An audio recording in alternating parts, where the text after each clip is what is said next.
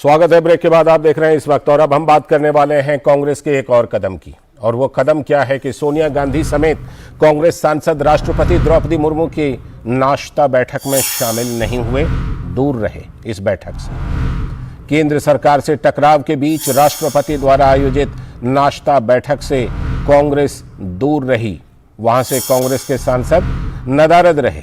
ये बैठक क्या थी कि राष्ट्रपति द्रौपदी मुर्मू द्वारा आयोजित इस बैठक में प्रधानमंत्री नरेंद्र मोदी समेत कई बड़े नेता शामिल हुए, कई सांसद शामिल हुए, क्योंकि ये जो बैठक है ये राष्ट्रपति द्रौपदी मुर्मू 15 मार्च से 31 मार्च तक विभिन्न राज्यों के सांसदों से नाश्ते पर मुलाकात कर रही हैं।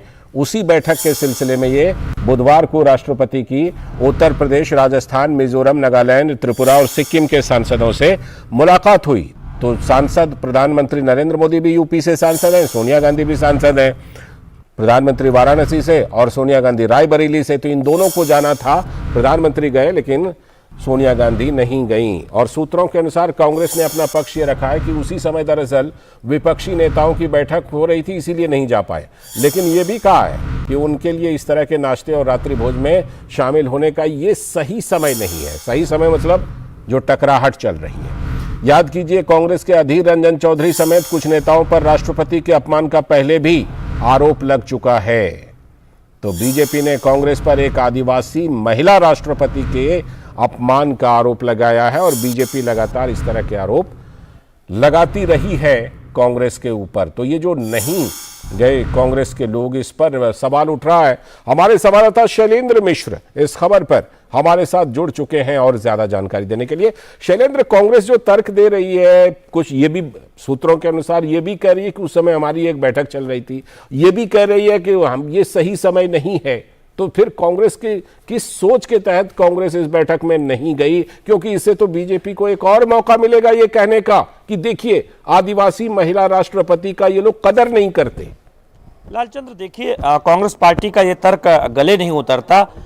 अगर आपकी बैठक चल रही थी तो आप अपने कुछ प्रतिनिधि को भेज देते। जब राज्यवार तमाम सांसदों से राष्ट्रपति मिल रही हैं, तो ऐसे में जब उत्तर प्रदेश के सांसदों से मुलाकात हो रही थी, नहीं जाना।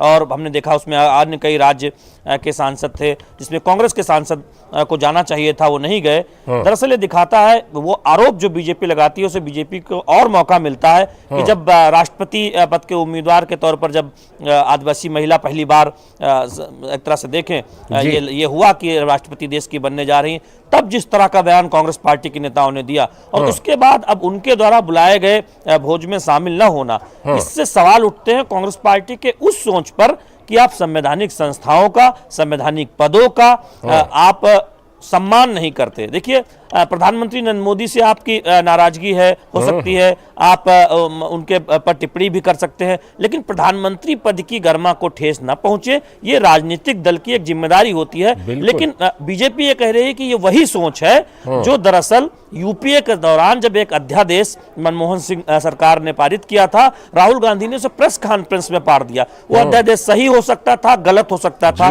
लेकिन कैबिनेट के द्वारा पारित किया गया अध्यादेश एक प्रेस कॉन्फ्रेंस में फाड़ने का मतलब यह है कि आपको उस प्रधानमंत्री पद की गरिमा का भी कोई ख्याल नहीं है, आपको उस कैबिनेट का भी कोई ख्याल नहीं है। यानी आप अपने आप को, अपने परिवार को लोकतांत्रिक संस्थाओं, संवैधानिक संस्थाओं, राष्ट्रपति और प्रधानमंत्री पद से ऊपर समझते हैं। और यही वजह है कि वो सोच है जो कांग्रेस पार्टी के एक नेता ने हाल ही में कहा कि गांधी परिवार के लिए तो अलग से एक तरह से कानून होना चाहिए, ये संकेत दिया।